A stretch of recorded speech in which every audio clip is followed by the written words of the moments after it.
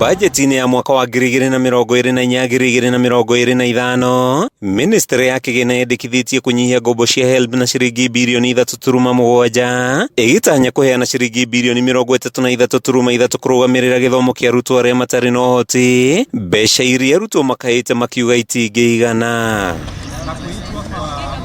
Kuona namba ya arutwo university-inĩ nĩ ongererekete na njĩra nene, atongoria a arutwo university-inĩ marenda kĩgĩna kĩa ngombo cia gĩthomo kĩongererwo nĩguo arutwo arĩa maumĩte mĩciĩ ĩtarĩ na ũhoti magĩe na mweke wa gũthoma. So on the issue of HELB, it is actually a proposal by the Treasury to reduce the money that is allocated to HELB by 3.7 billion.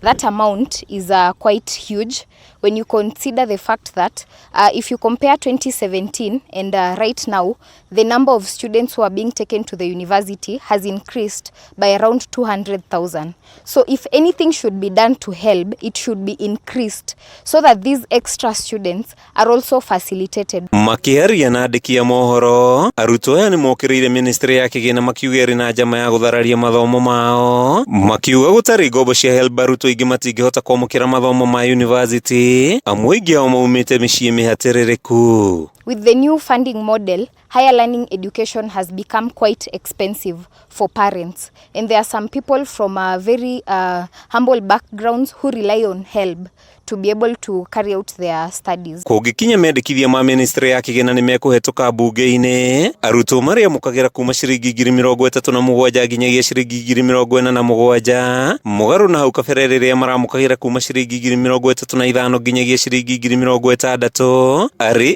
ngombo cia kũmateithia gũthoma.